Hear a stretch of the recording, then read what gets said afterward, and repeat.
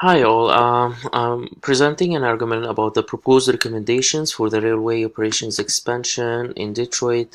Um, so this is the Detroit Intermodal Freight Terminal. The purpose of the project is to do an expansion and to get away from the residential areas and um, at the same time concerns raised regarding the air quality, particularly because of PM 2.5 and environmental injustice. What's the environmental impact? Carbon monoxide, hydrocarbon emission, emission of particulate matter number two, most important one, noise pollution, environmental risk from hazmat. The health impact, sulfur production can cause neurological and behavioral changes, particulate matter, most importantly arsenic can cause respiratory problem and lung cancer. Carbon monoxide can cause blood problem like methemoglobin and decrease blood to the brain. Noise effect in two categories: auditory impacts, causing hearing loss; non-auditory impacts, sleep disturbances, hypertension, and myocardial infarction. Hazmat products as gasoline can cause fires as well.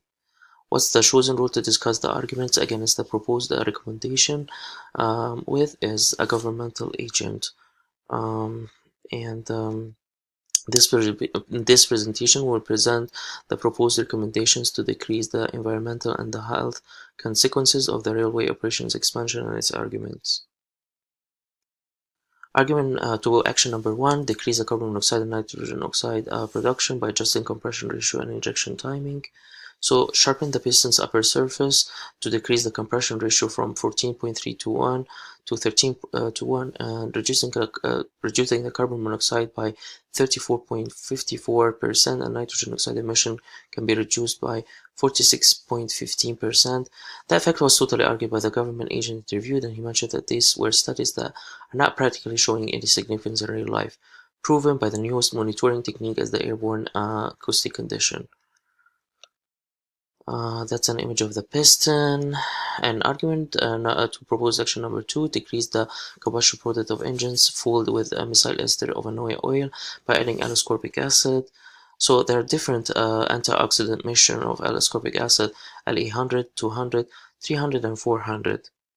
And adding any of these to MESCO will yield different results. And we can see here there are different results for the nitrogen oxide versus the hydrocarbon, and the peak is with the La300, and then going down back to La400, giving lower results, lower percentages. So also in the study, there are no shown confidence intervals to show if the study is clinically significant or not. That's the argument for proposed action number two.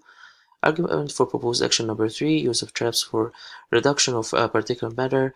There are two different types, two different examples, but there are many more too. High porosity, acrylamide ceramics for multifunctional diesel. That works mainly for the nitrogen oxide.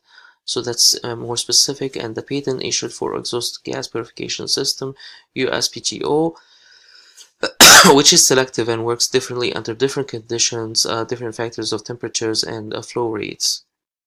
So the above examples of traps with different mechanisms under different circumstances.